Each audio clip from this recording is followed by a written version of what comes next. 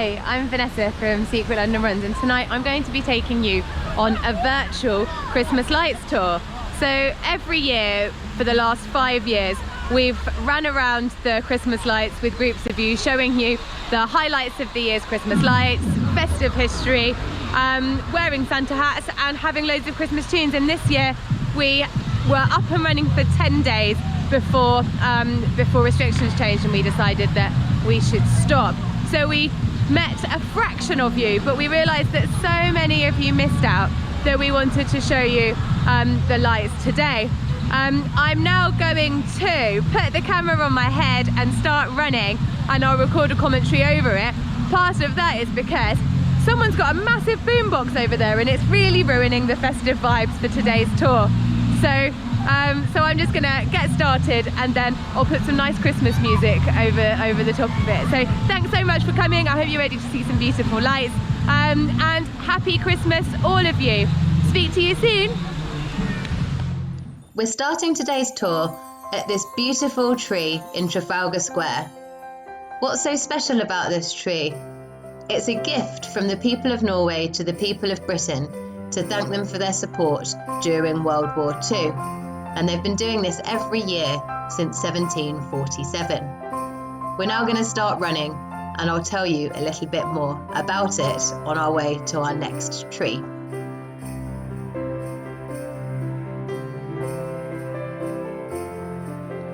So what happened to Norway in World War II?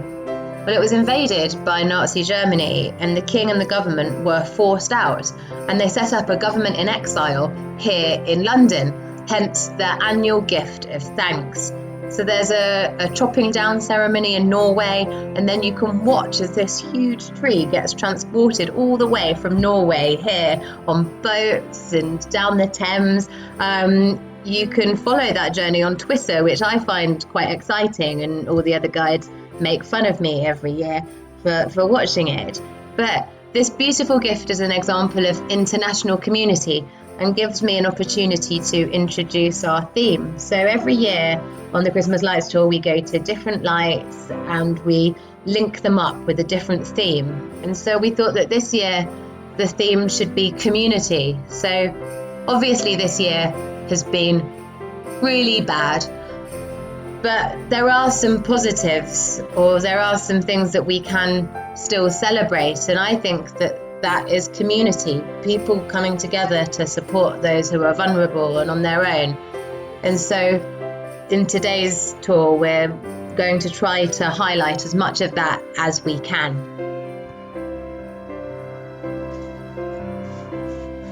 You can see the beautiful Christmas tree at Regent Street, St James, and all the lovely lights behind it. But first of all, I wanted to just share with you a little bit of history that's right behind it. So we've got here the Crimean War Memorial to remember the war of 1853 to 1856. And the statue at the back was put up in 1861 to remember all the soldiers who died during that war. But it wasn't until over 50 years later that they thought, you know what, actually Florence was pretty useful in that war, we should probably remember her too. So they had to push the statue at the back so that they could make room for a memorial for Florence.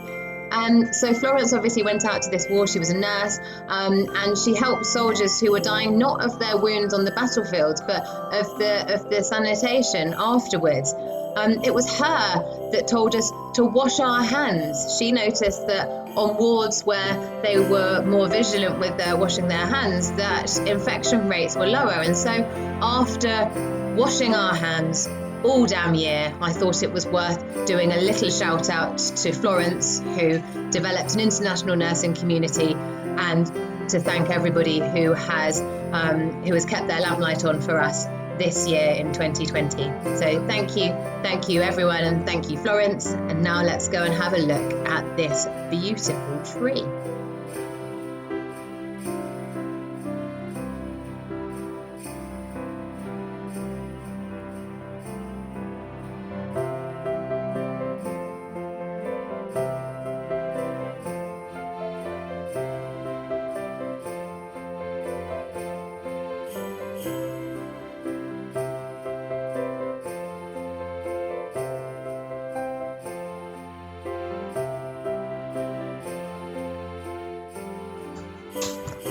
Sorry, it took a while to cross the road there.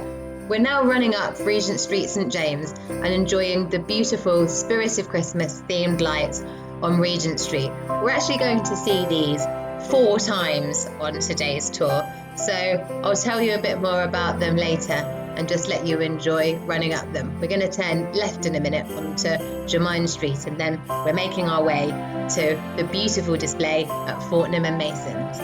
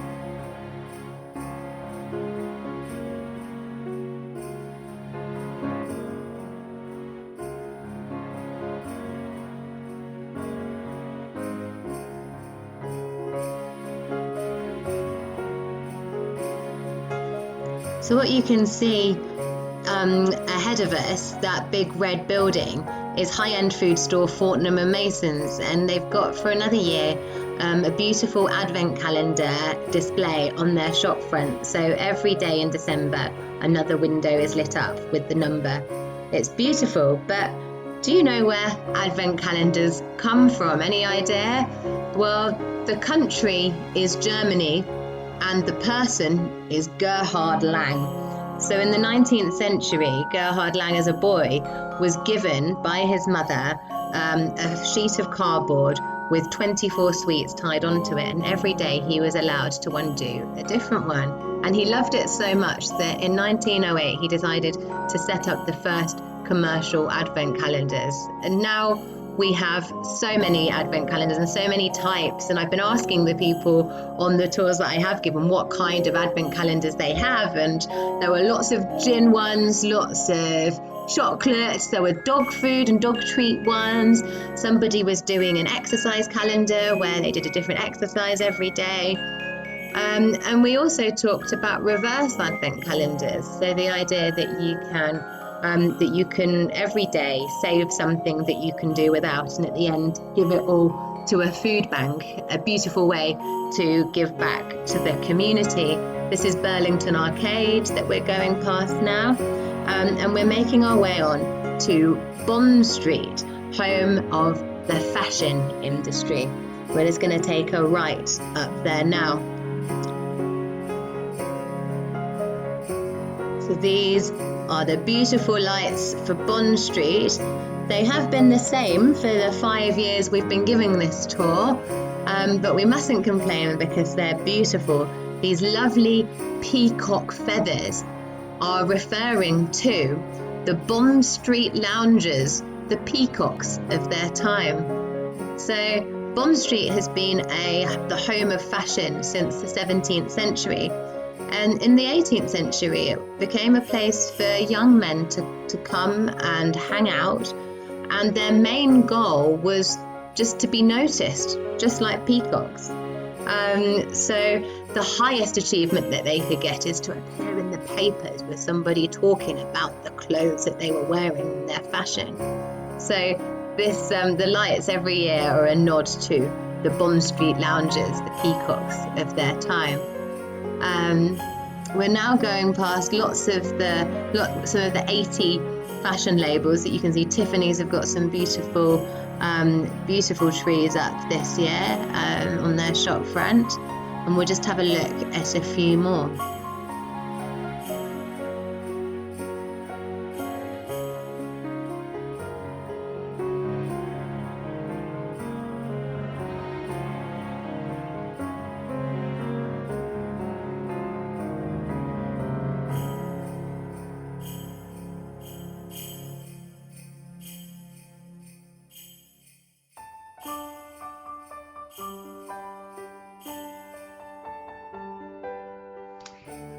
And that's Cartier there, love it. And of course this year the international fashion community have come together to support the pandemic. Burberry, for example, transformed their trench coat factory to make non-surgical masks for people in hospitals. And if you look at lots of the stores along Bond Street, their brands have also been doing lots of work to help use their resources to help the pandemic. We're now heading towards Regent Street, and I will tell you a bit more about the lights as we go.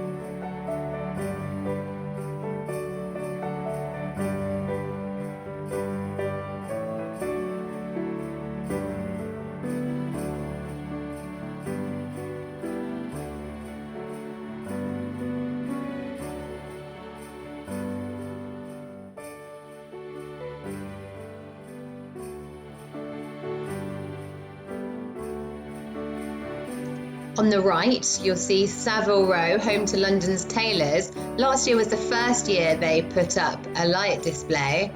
I hope you've been enjoying some of the shop display windows on the way. I absolutely love looking at all of them when giving this tour, so I've tried to put the camera towards as many of them as possible for you on the tour today.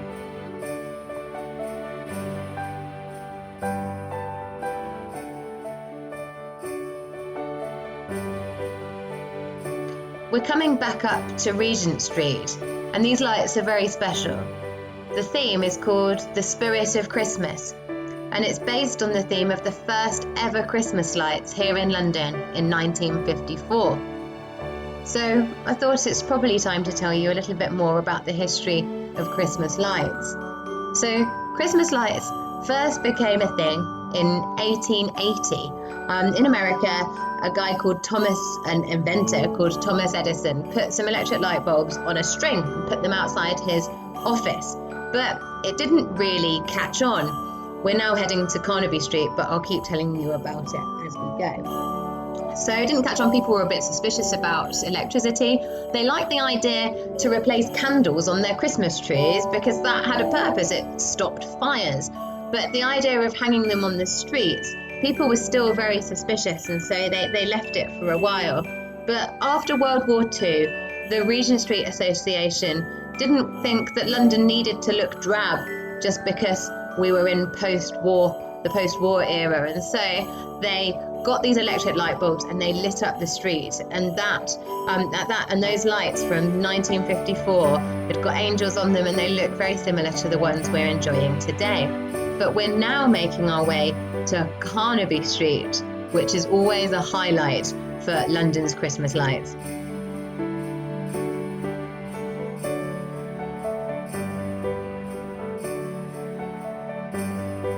Every year, the Carnaby Christmas lights are an absolute highlight. So last year, they had loads of fish and sea creatures in an ocean-themed recycling set of lights. They've had carnivals, Bohemian Rhapsody. This year, they are supporting the charity Choose Love that do a lot of work with Help Refugee because they wanted to put community at the centre of their lights. So the lights are highlighting different words and different things that we can be thankful for, and they want to raise the profile of this amazing charity through their lights. Now we're moving on to the Connaught Hotel.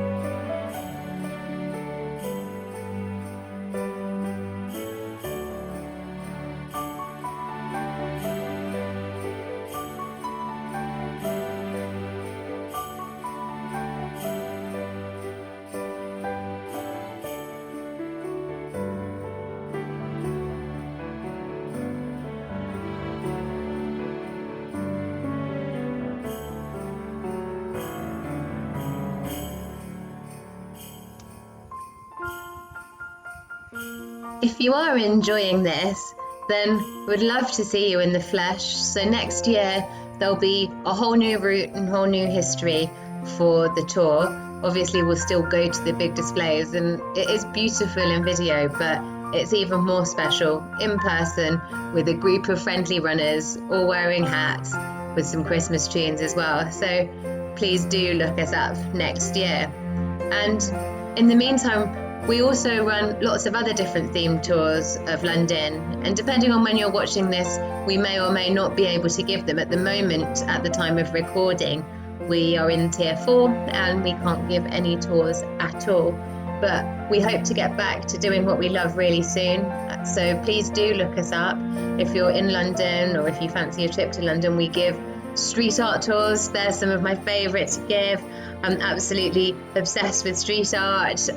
We do Crime and Punishment, Jack the Ripper, some women's history tours. We've got a gin themed tour, a craft beer, and I've forgotten loads as well. But there are so many lovely tours, and they're all like this. We run for a bit and then we stop to talk about history. They're all at different paces, so you can pick a pace that you're comfortable with, but you might be able to tell we're all about running and having fun, and we're not about pace and getting PBs. So sign up and we go at the pace of the slowest runner there. And we just have a lovely time exploring London together on the run. So please do look us up. We really hope to be back doing real tours really, really soon.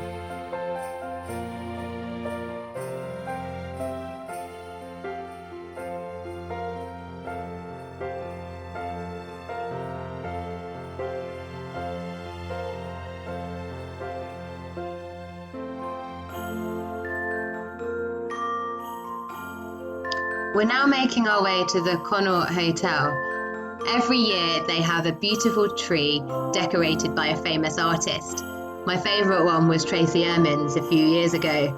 But this year they got the hotel florist McQueen's to give a very sophisticated tree design. So the Connaught Hotel used to be called the Prince of Saxe-Coburg Hotel, but in 1913 they decided that they wanted it to be a little less German. They decided to name it after the Duke of Connaught, Queen Victoria's third son.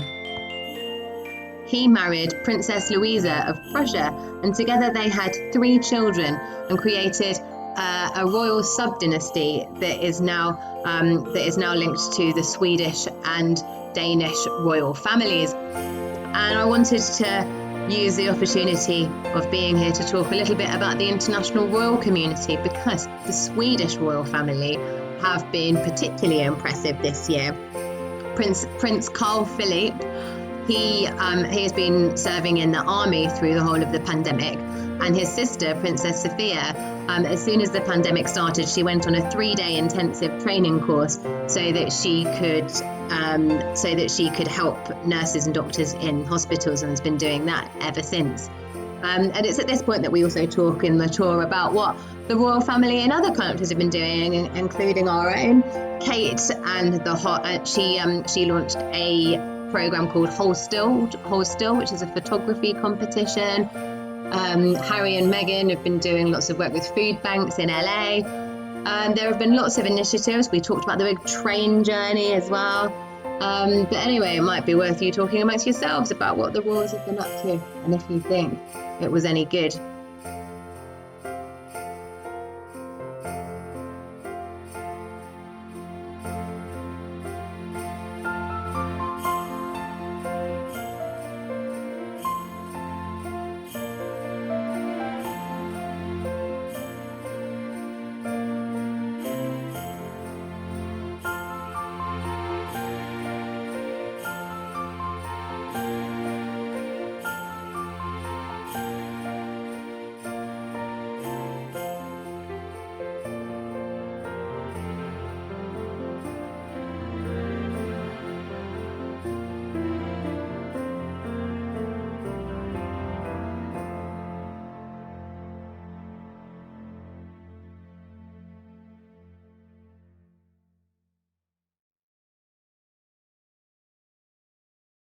On our way to Oxford Street, and a little bit surprised to see a balloon seller at the end of the road.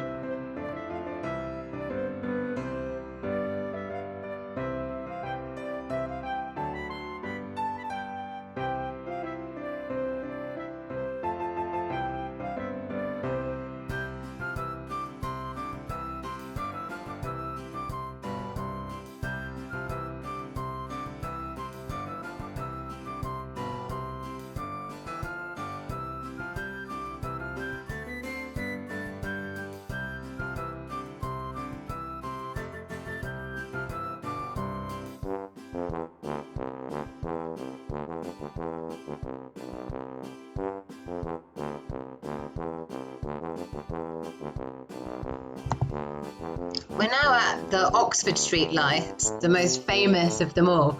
So these came 5 years after the Regent Street lights in 1959. And this year there are 27 LED curtains draped down the street, consisting of 222,000 lights. The installation shows the words of a poem dedicated to London and the citizens who have worked hard to keep London going this year. So there are the usual messages of goodwill, but each week's lights star the name of an everyday hero, someone who's gone that extra mile in 2020 to help those in the community. So the first name that appeared was by NHS volunteer responder Anis Ali from Morden. So as well as continuing his day job as a train driver, he completed a staggering 733 tasks to help those that were quarantined in their home. We'll run along Oxford Street and then we'll head up St Christopher's Place.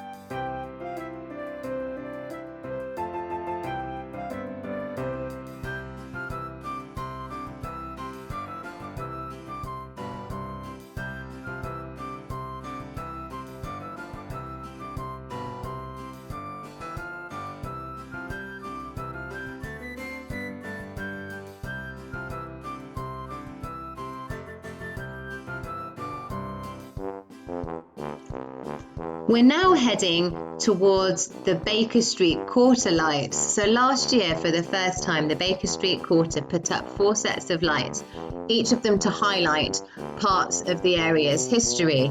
And they're quite subtle, but I love the idea of a community coming together to show its past. So we're just gonna go around the corner, and here are our first Baker Street Quarter lights at Manchester Square.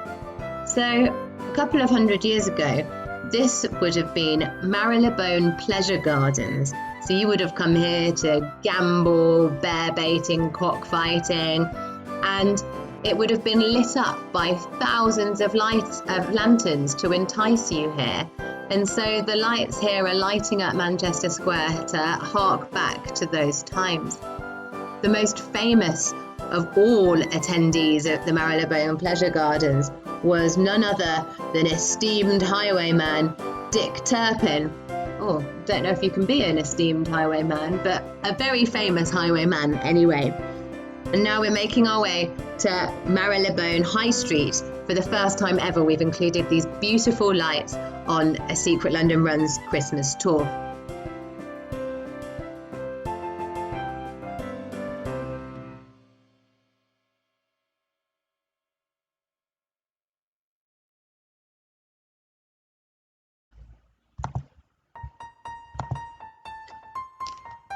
So this year, the Merry Marylebone Christmas campaign is funded by the Howard de Walden Estate, which supports the Hidden Network, to support the Hidden Network.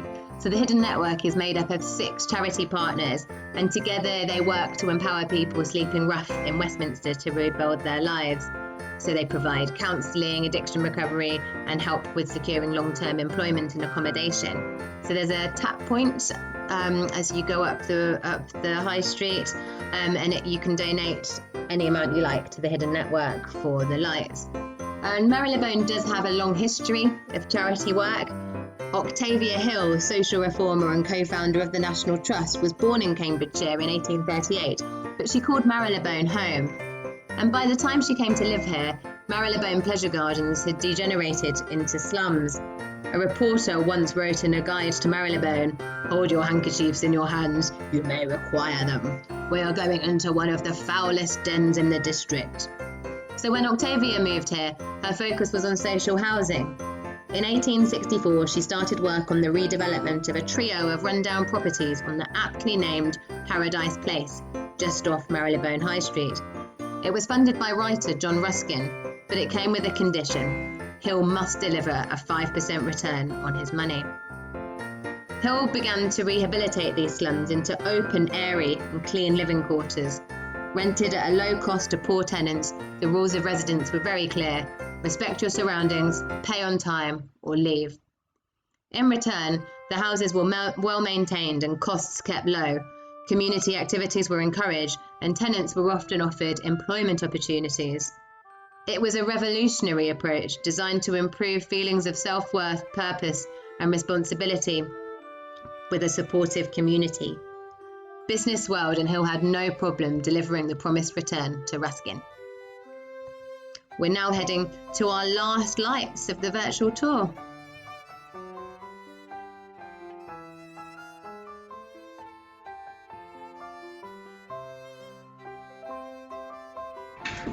These geese are our last lights on today's tour. They are dedicated to the most famous inhabitant of Baker Street, Sherlock Holmes, of course, and it's all about the Christmas story of Sherlock Holmes and the blue carbuncle. I won't ruin the story by telling you about it, but it's about geese and a blue gem, so you can see on the lights here. Thank you so much for joining me for today's Christmas lights tour. I've loved having you all join me virtually and showing you just a few of the highlights of this year's displays. If you've enjoyed it, come next year in 2021, come on our Christmas lights tour. Every year it's a new route, a new theme, new lights, new history, as well as of course making sure that we hit all the big displays. So please come and join us before then as well. We've got so many different themes: crime and punishment, street art, gin, craft beer, sex and scandal, to name but a few. And we've really missed running with you. I've missed running with so many of you this year. So I really hope that next year will be better. I really hope that we'll see each other. I really hope that you all have a different and yet still wonderful Christmas. Merry Christmas and a Happy New Year. Bye.